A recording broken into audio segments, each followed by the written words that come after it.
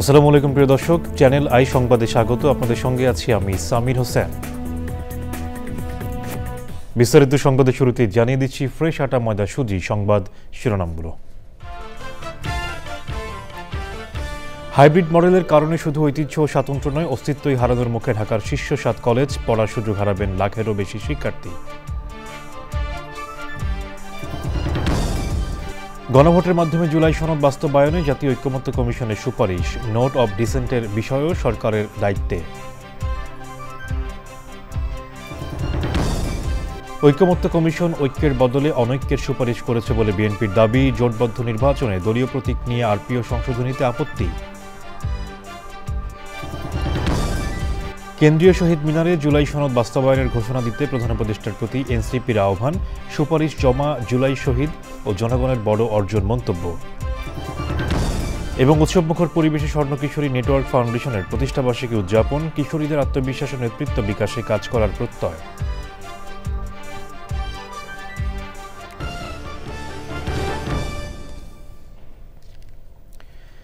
সংবাদ শিরোনামগুলো জানাচ্ছিলাম। এখনকার এই সংবাদ আয়োজন একই সঙ্গে চ্যানেল আইয়ের ইউটিউব চ্যানেল এবং চ্যানেল আইয়ের ওটিটি প্ল্যাটফর্ম আই স্ক্রিনে লাইভ স্ট্রিম হচ্ছে। এবারে বিস্তারিত। শুধু ঐতিহ্য ও স্বাতন্ত্র্য নয়, অস্তিত্বই হারানোর মুখে ঢাকার আলোচিত শীর্ষ 7 কলেজ। এর কারণ হাইব্রিড মডেল। ঢাকা বিশ্ববিদ্যালয় থেকে অধিভুক্তি বাতিলের পর কলেজগুলোকে নিয়ে ঢাকা সেন্ট্রাল ইউনিভার্সিটি স্থাপনের যে পরিকল্পনা, তাতে স্কুলিং পদ্ধতির হাইব্রিড মডেল চালু করা হবে। এতে 1 লাখের বেশি শিক্ষার্থী কলেজগুলোতে পড়ার সুযোগ হারাবে। বিস্তারিত মিথিলা নাজরিনের রিপোর্টে। জাতীয় বিশ্ববিদ্যালয় প্রতিষ্ঠার পর তার অধীনে এবং পরবর্তীতে ঢাকা বিশ্ববিদ্যালয়ের অধিভুক্ত শিক্ষা প্রতিষ্ঠান হিসেবে পাঠদান করে আসছিল 100 বছরের ঐতিহ্যকে ধারণ করা ঢাকা কলেজ ও ইডেন কলেজ সহ রাজধানীর 7 কলেজ। অধিভুক্তি বাতিলের পর প্রতিষ্ঠানগুলোকে নিয়ে ঢাকা সেন্ট্রাল ইউনিভার্সিটি গঠনের উদ্যোগ নেওয়া হয়েছে, কিন্তু এতে থাকছে সীমিত সংখ্যক বিষয়ে উচ্চশিক্ষার সুযোগ। ফলে বঞ্চিত হবে হাজারো শিক্ষার্থী। আমরা এটা কোনোভাবেই মেনে নিব না যে আমাদের কলেজ ক্যাম্পাসে ছেলে শিক্ষার্থী প্রবেশ করুক। 7 কলেজের সব স্টুডেন্টের একটাই দাবি, আমরা কেন্দ্রীয় ইউনিভার্সিটি চাই, কিন্তু আমরা এই হাইব্রিড মডেলটা চাচ্ছি না। বেগম বদরুন্নেসা সরকারি মহিলা কলেজে আমাদের বাবারা প্রবেশ করতে পারে না, সেখানে এসব আউট যারা আছে তাদের প্রবেশের কথা প্রশ্নই আসছে না কোনো। কলেজগুলোতে বর্তমান আসন সংখ্যা প্রায় 1,10,000। হাইব্রিড মডেলে ভর্তি হতে পারবে মাত্র 1,600 জন। ঢাকা কলেজে বর্তমানে বিভাগ 20টি। প্রস্তাবিত মডেলে 5টি ডিসিপ্লিনে ভর্তি হতে পারবে 350 জন। কম খরচে শিক্ষার সুযোগ হারাবে 14,000-এর বেশি শিক্ষার্থী। ইডেন মহিলা কলেজে 23 বিভাগের পরিবর্তে 4টি ডিসিপ্লিনে 280 জন ভর্তি হতে পারবে। এতে শিক্ষার সুযোগ হারাবে প্রায় 24,000। বেগম বদরুন্নেসা মহিলা কলেজে এখন বিভাগ 20টি। প্রস্তাবিত মডেলে 2টি ডিসিপ্লিনে 140 জন শিক্ষার্থী ভর্তি হবে। এখানে উচ্চশিক্ষার সুযোগ হারাবে 5,000-এর মতো শিক্ষার্থী। সরকারি বাংলা কলেজে 21টি বিভাগের পরিবর্তে 5টিতে 350 জন ভর্তি হতে পারবে। সুযোগ হারাবে 10,668 জন। একইভাবে তিতুমীর কলেজে 22টি বিভাগকে বিলুপ্ত করে 5টিতে ভর্তি হবে 350 জন। বঞ্চিত হবে 27,000-এর বেশি শিক্ষার্থী। কবি নজরুল কলেজে 19টি বিভাগের পরিবর্তে 1টি ডিসিপ্লিনে মাত্র 70 জন ভর্তির সুযোগ পাবে। বঞ্চিতের সংখ্যা প্রায় 15,000। সরকারি শহীদ সোহরাওয়ার্দী কলেজে 17টির বদলে 1টি ডিসিপ্লিনে ভর্তি হবে 70 জন। উচ্চশিক্ষার আসন সংখ্যা বাদ পড়বে 9,000। শিক্ষাবিদরা মনে করছেন, সমীক্ষা ছাড়া এ ধরনের সিদ্ধান্ত হাজারো শিক্ষার্থীকে সংকটে ফেলছে এবং ভবিষ্যতে সংকট আরও বাড়বে। মূল চাওয়ার জায়গাটাই তো হচ্ছে আমরা কোয়ালিটি এডুকেশন এনশিওর করতে চাই। এক্সিস্টিং কাঠামো বা আমার যেরকম ব্যবস্থাটা আছে সেই ব্যবস্থাটাকে আমার রিশাফল করা দরকার, উন্নত করা দরকার এবং আমার এমফাসিস দেওয়া দরকার ওই শিক্ষার গুণগত মানের উপরে। একেবারে নতুন একটা ইউনিভার্সিটি করবেন 7টা প্রতিষ্ঠিত এস্টাবলিশড প্রতিষ্ঠানকে অবলুপ্ত করে, এটা তো কোনো মানে হয় না। ঢাকা কলেজ ঢাকা ইউনিভার্সিটির 80 বছর আগে এস্টাবলিশড, এই উপমহাদেশের 10th ওল্ডেস্ট কলেজ। তো সে প্রতিষ্ঠান আপনি বিলুপ্ত করে দিবেন, এটা কীভাবে সম্ভব? ক্ষতিগ্রস্ত হবে সাধারণ পরিবারের ছেলেমেয়েরা। এটা তো ধরেন শিক্ষা সংকোচন। ঐতিহ্যবাহী এই কলেজগুলোর পরিবর্তে তুলনামূলক পিছিয়ে পড়া শিক্ষা প্রতিষ্ঠানগুলোর ক্ষেত্রে পরীক্ষামূলকভাবে মডেলটি চালু করা যেতে পারে বলে মত দিয়েছেন শিক্ষা সংশ্লিষ্টরা। Mithila Naznin, channel I, Dhaka. গণভোটের মাধ্যমে সংবিধান সংস্কারের জন্য আদেশ দিয়ে সরকারকে জুলাই সনদ বাস্তবায়নের সুপারিশ করেছে জাতীয় ঐক্যমত্য কমিশন। একইভাবে নোট অব ডিসেন্টের ৪৮টি বিষয় কিভাবে গণভোটের প্রশ্ন প্যাকেজ আকারে গণ্য হবে তাও সরকারের ওপর ছেড়ে দিয়েছে কমিশন। সুপারিশে আগামী নির্বাচিত সংবিধান সংস্কার পরিষদ প্রথম ২৭০ দিনের মধ্যে সংবিধান সংশোধন, বিয়োজন, পরিমার্জন করার ক্ষমতা পাবে। জান্নাতুল বাকিয়া কেকার রিপোর্ট। দুপুরে যমুনায় প্রধান উপদেষ্টার কাছে জুলাই সনদ বাস্তবায়নের সুপারিশমালা হস্তান্তর করে জাতীয় ঐক্যমত্য কমিশন। এরপরই জুলাই সনদ বাস্তবায়নের সুপারিশমালা নিয়ে জাতীয় ঐক্যমত্য কমিশনের সংবাদ সম্মেলন। রাজধানীর ফরেন সার্ভিস একাডেমিতে সংবাদ সম্মেলনে জুলাই জাতীয় সনদ সংবিধান সংস্কার বাস্তবায়ন আদেশ ২০২৫-এর বিশদ তুলে ধরেন কমিশনের সহসভাপতি ডক্টর আলী রিয়াজ। সনদ বাস্তবায়নের রূপরেখায় ৩টি ভাগে সুপারিশ করে কমিশন। আমরা সরকারকে অনুরোধ করেছি, পরামর্শ দিয়েছি যে সরকার যেন অবিলম্বে একটি আদেশ জারি করে। এই আদেশের বিষয় হবে জুলাই জাতীয় সনদ ২০২৫ সংবিধান সংস্কার বিষয়। সরকারের এই আদেশে অধীনে সরকার একটি গণভোটের আয়োজন করবেন। সরকারকে জুলাই জাতীয় সনদ সংবিধান সংস্কার বাস্তবায়ন আদেশ ২০২৫ জারির পর থেকে জাতীয় নির্বাচনের দিন পর্যন্ত যে কোনো সময় গণভোট আয়োজনের সুপারিশ করে কমিশন। এর জন্য নির্বাচন কমিশনের সাথে সরকারকে আলোচনা সুপারিশ করে। এই গণভোটের জনগণের কাছে আমরা সুপারিশ করেছি সরকার যেন একটি প্রশ্ন উত্থাপন করেন, সেটি হচ্ছে এই যে আদেশ এবং আদেশের তফসিলে অন্তর্ভুক্ত ৪৮টি সংবিধান সংশ্লিষ্ট বিষয়ে সেগুলো বাস্তবায়নের ব্যাপারে জনগণের সম্মতি আছে কিনা। গণভোটে সংবিধান সংস্কারে হা ভোটে জনগণ সম্মতি দিলে সংবিধান সংস্কার পরিষদ সংবিধান সংস্কারের ম্যান্ডেট পাবে। ত্রয়োদশ জাতীয় সংসদ একই সঙ্গে সংবিধান সংস্কার পরিষদ এবং জাতীয় সংসদ হিসেবে কার্যকর থাকবে। এই সময়ের মধ্যে সংবিধান সংস্কার পরিষদের সদস্যরা জুলাই জাতীয় সনদে বর্ণিত এবং গণভোটে যদি সকলের জনগণের সম্মতি পাওয়া যায় সেই বিষয়গুলো সংবিধানে সংযুক্ত করার জন্য প্রয়োজনীয় সমস্ত রকম বিধিবিধান, প্রয়োজনীয় সংশোধন, সংযোজন, বিযোজন, পরিবর্তন, পরিমার্জন করবেন। সনদ বাস্তবায়ন রূপরেখায় ১০০ সদস্যের উচ্চকক্ষ গঠনের প্রস্তাব করেছে কমিশন। সংবিধানের সঙ্গে সাংঘর্ষিক নয় এমন বিষয়গুলো সরকারি অধ্যাদেশের মাধ্যমে দ্রুত বাস্তবায়নের সুপারিশও করেছে জাতীয় ঐক্যমত্য commission. Jannatul বাকিয়া Keka, channel I, Dhaka. বিএনপির স্থায়ী কমিটির সদস্য সালাউদ্দিন আহমেদ বলেছেন, জাতীয় ঐক্যমত্য কমিশন ঐক্যের বদলে অনেককে সুপারিশ করেছে। সচিবালয়ে আইন উপদেষ্টা ডক্টর আসিফ নজরুলের সাথে বৈঠকের পর তিনি সাংবাদিকদের বলেন, বিএনপির সাথে আলোচনা না করে ঐক্যমত্য কমিশন প্রধান উপদেষ্টার কাছে অনেক সুপারিশ জমা দিয়েছে, যেগুলোর সাথে একমত নয় বিএনপি। স্থায়ী কমিটির সদস্য আমির খসরু মাহমুদ চৌধুরী বলেন, জাতীয় নির্বাচনের দিন হতে হবে গণভোট। মইনুল হাসানের রিপোর্ট। মঙ্গলবার বিকেলে সচিবালয়ে আইন উপদেষ্টা ডক্টর আসিফ নজরুলের সঙ্গে বৈঠক করেন বিএনপির স্থায়ী কমিটির সদস্য সালাউদ্দিন আহমদ। জোটভুক্ত নির্বাচন করলেও নিজ দলের প্রতীকে ভোট করতে হবে, আরপিওর এমন সংশোধনীর বিরোধিতা করে আগের বিধান বহাল রাখার অনুরোধ জানিয়েছে বিএনপি।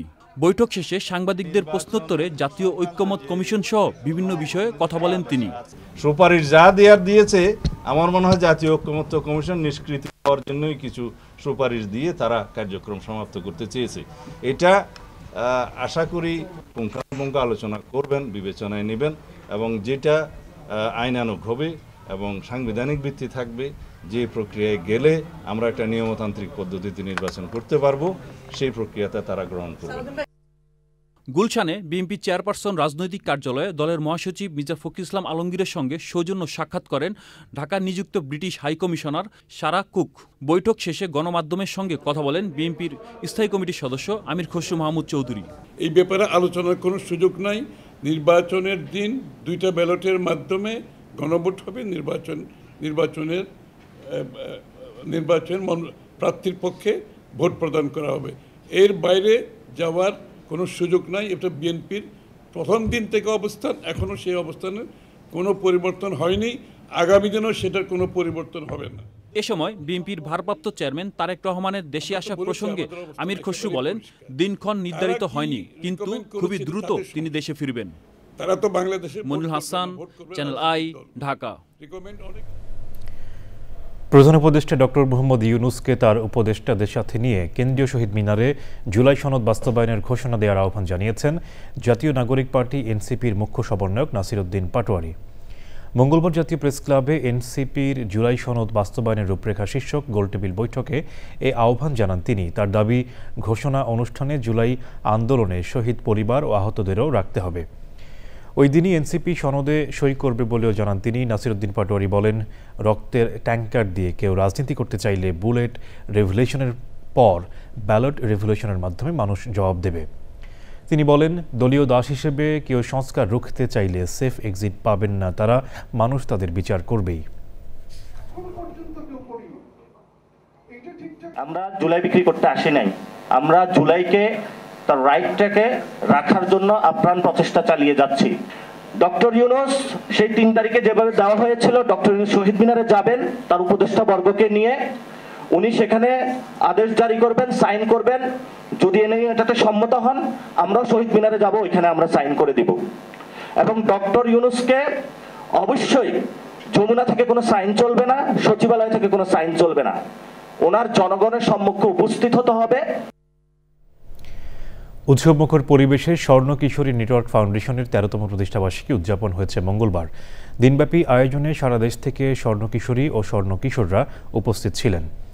স্বর্ণ কিশোরী ফাউন্ডেশনের চেয়ারম্যান ও সিইও ফারজানা ব্রাউনিয়া বলেন, স্বর্ণ কিশোরী নেটওয়ার্ক কিশোরীদের আত্মবিশ্বাস ও নেতৃত্ব বিকাশে কাজ করছে। আগামীতে বাল্যবিবাহ প্রতিরোধ, কৈশোরকালীন পুষ্টি এবং সামাজিক সচেতনতা বাড়াতে এই সংগঠনটি আরও বলিষ্ঠ ভূমিকা পালন করবে। জাকি আক্তারের রিপোর্ট। 2013 সালে বিভাগীয় পর্যায়ের কিশোরী কিশোরদের বয়ঃসন্ধি স্বাস্থ্য সচেতনতা নিয়ে স্বর্ণ কিশোরী ফাউন্ডেশনের যাত্রা শুরু। এরপর জেলা পর্যায়ে শেষ করে 4 কোটি শিক্ষার্থী নিয়ে 490টি উপজেলায় কিশোরী কিশোর সুরক্ষা ক্লাব গঠন করা হয়। সেই স্বর্ণযাত্রার 12 বছর পেরিয়ে 13তম প্রতিষ্ঠা বার্ষিকী। বিশ্ব সাহিত্য কেন্দ্রে সারা দেশ থেকে বিভিন্ন শিক্ষা প্রতিষ্ঠানের ক্লাব লিডার, শিক্ষক, শিক্ষার্থী, অভিভাবকদের অংশগ্রহণে এক প্রাণবন্ত মিলন মেলার দিনব্যাপী আয়োজন। আজকে যে গুরু দায়িত্ব তিনি আমাদেরকে দিয়েছেন, সেটা আমরা সর্বাধিক চেষ্টা করব পালন করার। উপজেলার প্রত্যেকটা স্কুলে মোটামুটিভাবে স্বর্ণ কিশোরী ক্লাব প্রতিষ্ঠা করেছি। তোমাদের সকলের জীবন সকলের স্বপ্নের মতো হোক এবং তোমার জীবন অন্য অনেকের জন্য আশীর্বাদ হয়ে আনো। এইখানে আপনি যে কথাটি দিবেন, সেই কথাটা আপনার রাখতে হবে, পালন করতে হবে এবং ওয়াদাটা পূরণ করতে হবে। স্বর্ণ কিশোরী ফাউন্ডেশনকে আরও উদ্যমে এগিয়ে নিতে 3টি ক্যাটাগরি নির্ভীক স্বর্ণ কিশোরী, নির্ভীক সংগঠন ও নির্ভীক শিক্ষক সম্মাননা দেওয়া হয়। কি খাবো, বাল্য বিয়ে হবে কিনা, আমাদের সরকার কিভাবে চলবে, এই সিদ্ধান্তগুলো আমরা নিব, জনগণ। সুতরাং আমরা যখন ডিসাইড করব, ডিসিশন মেকিং যখন আমাদের হাতে থাকবে, তখন আমাদের কথাই শুনবে, তখনই আমরা গড়ে তুলতে পারবো আমাদের স্বপ্নের সোনার বাংলাদেশ। আমরা আমাদের বাচ্চাদেরকে কথা বলার সুযোগ দিই, তারাই তো এই দেশটাকে পরিবর্তন এনে দিয়েছে। যারা ত্যাগ করেছে তাদের প্রতি আপনাদের ন্যূনতম সহযোগিতার হাত প্রসারিত করুন। তুমি সবসময় মনে রাখবে যে এইটাই হচ্ছে সেই বেদনা, যেই বেদনা না নিলে পরে সমাজকে বদলানো যায় না। আগামীতে স্বর্ণ কিশোরী ফাউন্ডেশন সব প্রতিকূলতা পেছনে ফেলে এগিয়ে যাবে, সেই কামনায় সবাইকে নিয়ে দিনটি উদযাপন করে Swarna Kishori foundation. Zakia Akter, channel I, Dhaka. Hurricane মেলিসার তাণ্ডবে লণ্ডভণ্ড হয়েছে জামাইকার দক্ষিণ পশ্চিম উপকূল। ক্যাটাগরি 5 মাত্রার এই সামুদ্রিক ঝড়ে ব্যাপক ক্ষতি হয়েছে। স্থানীয় সময় মঙ্গলবার ভোরে ঘণ্টায় 185 মাইল বেগে আঘাত হানে আধুনিক ইতিহাসে ক্যারিবীয় দেশটিতে সবচেয়ে শক্তিশালী এ ঝড়। হারিকেন মেলিসা আঘাত হানার পর জ্যামাইকার বিভিন্ন স্থানে আকস্মিক বন্যা দেখা দিয়েছে। বিধ্বস্ত হয়েছে বাড়িঘর, শিক্ষা প্রতিষ্ঠান ও হাসপাতাল। এর প্রভাবে ভূমিধসেরও আশঙ্কা করা হচ্ছে। হারিকেনটির শক্তি কিছুটা কমে এখন ক্যাটাগরি 3 মাত্রায় জামাইকার উত্তর উপকূল অতিক্রম করছে। এটি কিউবা উপকূলের দিকে ধেয়ে যাচ্ছে। স্থানীয় সময় মধ্যরাতে কিউবায় আঘাত করার সময় আবারও শক্তি বেড়ে যেতে পারে বলে আশঙ্কা করছে আবহাওয়া অফিস। ওদিকে বঙ্গোপসাগরে অবস্থানরত ঘূর্ণিঝড় মন্থা মঙ্গলবার রাতে ভারতের অন্ধ্রপ্রদেশ ও উড়িষ্যা উপকূলে আঘাত এনেছে। ঘূর্ণিঝড়ের তাণ্ডবে অন্ধ্রপ্রদেশে একজনের মৃত্যুর খবর পাওয়া গেছে।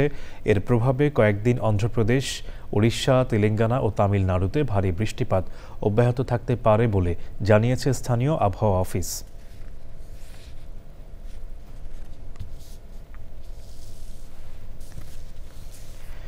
সান ফ্রান্সিসকো থেকে ওয়াশিংটন ডিসি 4000 মাইল সাইকেল চালিয়ে এক অনন্য রেকর্ড গড়েছে একদল মার্কিন তরুণ। ওই দলটির একমাত্র এশিয়ান হিসেবে এই গর্বের অংশীদার হয়েছে বাংলাদেশি আহবাব রহমান। নিউ ইয়র্কের ক্যাপিটাল রিজিয়ন থেকে আরও জানাচ্ছেন আদিত্য শাহিন। অনেকগুলি ধাপ পেরিয়ে 30 জন করে দুটি গ্রুপে 60 জনের সাইকেল অভিযান শুরু হয় সান ফ্রান্সিসকো থেকে। এই দলের একমাত্র বাংলাদেশি শিক্ষার্থী আহবাব রহমান। টানা 63 দিন তারা পেরিয়েছে পাহাড়, লেক, নদী, জঙ্গল আর বিচিত্র জনপদ। সদ্য কৈশোর পেরুনো এই সাইকেল আরোহীদের রাত কেটেছে কোনো চার্চে, জঙ্গলের তাঁবুর ভেতর, কোনো চ্যারিটি প্রতিষ্ঠানের বারান্দায় কিংবা খোলা মাঠে। উঠতে হয়েছে 12,000 ফুট উঁচুতে, নামতে হয়েছে সুগভীর খাদেও। এই রোমাঞ্চকর অভিজ্ঞতা নিয়ে ফিরেছে তাদের অভিযানের গন্তব্য ওয়াশিংটন ডিসির ক্যাপিটাল ভবনের সামনে। আমরা প্রত্যেকদিন সকালে উঠে নাস্তা খাইতাম, পাউরুটি বা কিছু খেয়ে বের হয়ে যেতাম। প্রায় প্রত্যেক দিনই আমরা ওখানে লোকাল কিছু কমিউনিটির সঙ্গে সময় কাটাইতাম। জিএমএ বা চার্চে বেশি থাকা হইতো, জাস্ট ফ্লোরে মাটিতে ঘুমাইতাম। আমেরিকান অলাভজনক প্রতিষ্ঠান পিক কাপা ফির অঙ্গ সংগঠন দ্য অ্যাবিলিটি এক্সপেরিমেন্ট আয়োজন করে জার্নি অফ হোপ নামে ওই সাইকেল ক্যাম্পেইনের। অংশগ্রহণকারীরা তহবিল সংগ্রহ করেছে সংগঠনের অসহায় প্রতিবন্ধীদের জন্য। এই অর্গানাইজেশনটা মেইনলি তারা ডিসেবল পিপলদের হেল্প করে এবং হেল্প করার জন্য এই সাইকেল ক্যাম্পেইন করে প্লাস ফান্ড রেজ করে এবং প্রতিটা বাচ্চাকে $7,500 ফান্ড রেজ করে। এটা একটা টাফ জব। অন্য অংশগ্রহণকারীদের কাছেও বাংলাদেশি আহবাবের পারফরম্যান্স ছিল উজ্জ্বল। Bob was very uplifting the whole trip. Thank you. You know, we played music to wake up. He'd be dancing, he'd be smiling. It did help brighten my day. There were easy days, but on those tough days, kind of just looking to your teammates and thinking about why you're doing it is what got us through. And overall, just an awesome experience. বিখ্যাত প্রকৌশল বিশ্ববিদ্যালয় আরপিআইতেও আহবাব এখন সেবা আর দুঃসাহসিক অভিযানে অংশ নেয়া এক তারকা। Aditya Shahin, channel I, New York. সংবাদের এই পর্যায়ে নিচ্ছি বিরতি, আর বিরতির পর জানিয়ে ফিরছি।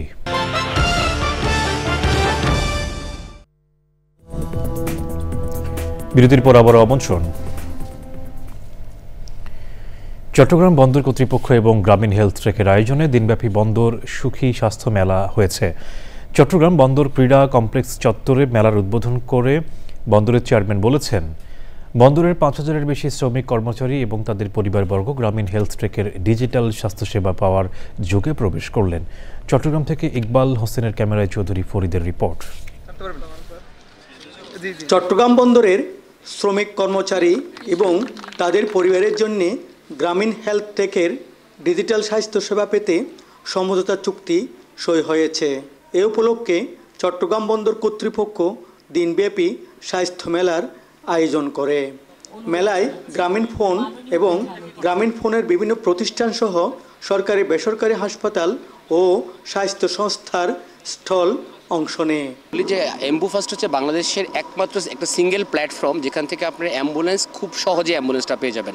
কেউ প্লে স্টোর থেকে সুখী অ্যাপ ইনস্টল করে, তারপর সুখী অ্যাপটা ওপেন করে, তখন তারা দেখতে পারবে সেখানে বিভিন্ন রকম ফ্যাসিলিটিস আছে। এখানে গ্রামীণ ফোনের হোম সলিউশন প্যাকেজগুলো নিয়ে আসছিলাম, যেটা হলো একটা অ্যাপসের মাধ্যমে আপনি যে কোনো ডিভাইস আপনি ইউজ করতে পারছেন। চট্টগ্রাম বন্দরের চেয়ারম্যান বলেন, সুস্থ কর্মী বাহিনী একটি সফল প্রতিষ্ঠানের মূল শক্তি, তাই স্বাস্থ্য সচেতনতা বৃদ্ধির লক্ষ্যে বন্দরের এই উদ্যোগ। কিন্তু বন্দর কর্তৃপক্ষ আজকে যে কাজটা করলেন, তার যে এমপ্লয়ি আছে এবং তাদের পরিবার, এনাদের জন্য আমাদের কাছ থেকে একটা প্যাকেজ নিলেন, একেবারে নিশ্চিত করলেন সুখী অ্যাপসের মাধ্যমে 20 টাকায় আপনি একজন MBBS ডাক্তারের প্রেসক্রিপশন পাবেন। প্রত্যেকেরই হলো পরিবারের 24 ঘন্টা যাতে আমরা স্বাস্থ্যসেবাটা নিশ্চিত করতে পারি, সেই জন্য এই সুখী অ্যাপের সাথে আমরা আজকে সংযুক্ত হলাম এবং আমরা এর মাধ্যমে 24/7 মেডিকেল সার্ভিসটা আমাদের টোটাল এমপ্লয়ীদের জন্য ইনক্লুডিং তাদের ফ্যামিলি সবার জন্য নিশ্চিত করতে পারছি। এটা একটা যুগান্তকারী একটা পদক্ষেপ আমাদের জন্য। বন্দরের কর্মকর্তা কর্মচারী এবং অংশগ্রহণকারীরা এমন উদ্যোগের প্রশংসা করেন। Chowdhury Farid, channel I, Chittagong. গাজায় যুদ্ধবিরতির মধ্যেই আবারও ইসরায়েলের হামলায় অন্তত 18 ফিলিস্তিনি নিহত হয়েছেন। এর আগে ইসরায়েলি বাহিনীকে লক্ষ্য করে ফিলিস্তিনি স্বাধীনতাকামী সংগঠন হামাস হামলা চালিয়েছে বলে অভিযোগ আনে ইসরায়েল। এর জেরে গাজায় শক্তিশালী হামলা চালানোর নির্দেশ দেন ইসরায়েলের প্রধানমন্ত্রী বেনিয়ামিন নেতানিয়াহু। ইসরায়েলের অভিযোগ, যুদ্ধবিরতি চুক্তি অনুযায়ী মঙ্গলবার ফেরত দেওয়া মরদেহটি 2 বছর আগে উদ্ধার করা অপহৃত এক ব্যক্তির। তার মরদেহের অংশবিশেষ ইসরায়েলি বাহিনী 2023 সালের শেষ দিকে উদ্ধার করেছিল। ওই মরদেহ হামাসের হাতে থাকা 13 জন নিখোঁজ জিম্মির কারো নয়। এদিকে হামাসের সামরিক শাখা কাসাম ব্রিগেড জানিয়েছে, ইসরায়েলি চুক্তি লঙ্ঘন করায় স্থানীয় সময় মঙ্গলবার সকালে পাওয়া এক ইসরায়েলি জিম্মির মরদেহ ফেরত দেয়া স্থগিত করা হয়েছে। এবারে নিটল টাটা কৃষি সংবাদ।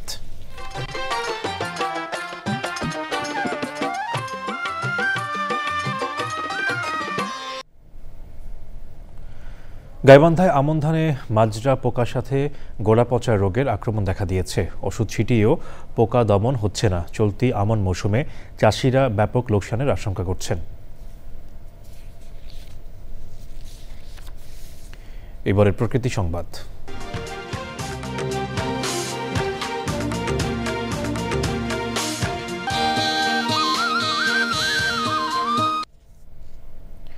পরিচ্ছন্ন শহর গড়তে ব্যতিক্রমী উদ্যোগ নিয়েছে শরীয়তপুর পৌরবাসী। যুব সমাজ সহ স্থানীয়দের অংশগ্রহণে ময়লা আবর্জনা অপসারণ ও পরিচ্ছন্নতা নিশ্চিতে শুরু হয়েছে সমন্বিত কার্যক্রম।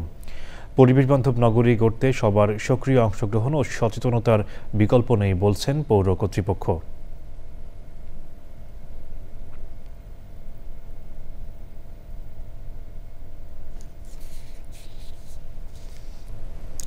শেষ করার আগে ফ্রেশ আটা ময়দা সুজি সংবাদ শিরোনামগুলো জানিয়ে দিচ্ছি আর একবার। হাইব্রিড মডেলের কারণে শুধু ঐতিহ্য স্বাতন্ত্র্য নয়, অস্তিত্ব হারানোর মুখে ঢাকার শীর্ষ 7 কলেজ। পড়ার সুযোগ হারাবেন লাখেরও বেশি শিক্ষার্থী। গণভোটের মাধ্যমে জুলাই সনদ বাস্তবায়নে জাতীয় ঐক্যমত্য কমিশনের সুপারিশ। নোট অব ডিসেন্টের বিষয়ও সরকারের দায়িত্বে।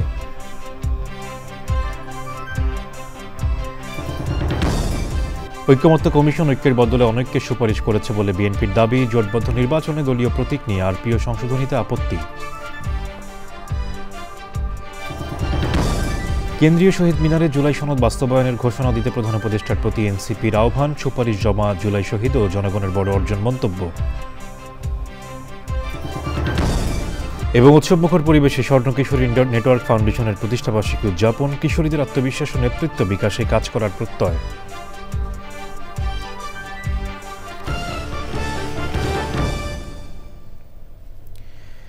এখনকার সংবাদ আয়োজন এ পর্যন্ত। এখন সাথে থাকার জন্য ধন্যবাদ সবাইকে।